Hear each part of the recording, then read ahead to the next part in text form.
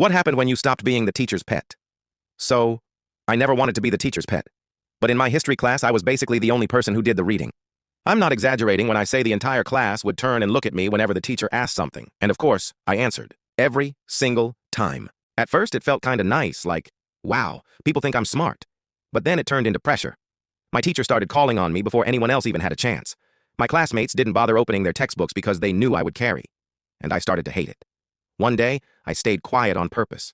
My teacher asked, "Who can explain the causes of the French Revolution?" Silence. Dead silence. Then, one kid raised his hand and said, "Didn't Napoleon invent the guillotine?" The whole class nodded like that was correct. I actually choked on my water. My teacher glanced at me like, "Please save me." But I didn't. I sat there, poker face, and just let the chaos happen. The myths got worse every single day. Someone claimed that the Great Fire of London started because Shakespeare dropped his cigarette. Another kid swore that World War II ended when Germany ran out of Wi-Fi.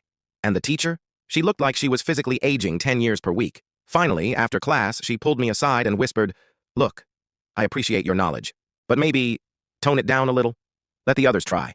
I laughed in her face. "They think Julius Caesar invented pizza, Mrs. Turner. Pizza." She just blinked. So I stopped. Completely. No hand raised, no comments, nothing. And it was glorious. Within 2 weeks, the class descended into pure historical anarchy. One kid convinced half the room that the Berlin Wall was built to keep dinosaurs out of East Germany. Someone else wrote in an essay that Christopher Columbus discovered Wi-Fi. My teacher had a breakdown. She begged me, literally begged, to start participating again. Said her job performance reviews were tanking because my classmates weren't meeting curriculum standards. And that's when I realized I held all the power. The so-called teacher's pet was actually the backbone holding the entire circus together.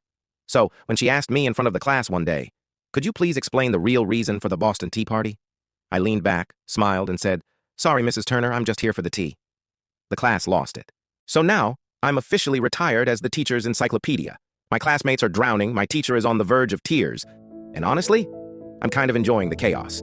But sometimes, when I hear someone say that the Cold War happened because Russia was jealous of America's TikTok, a part of me dies inside.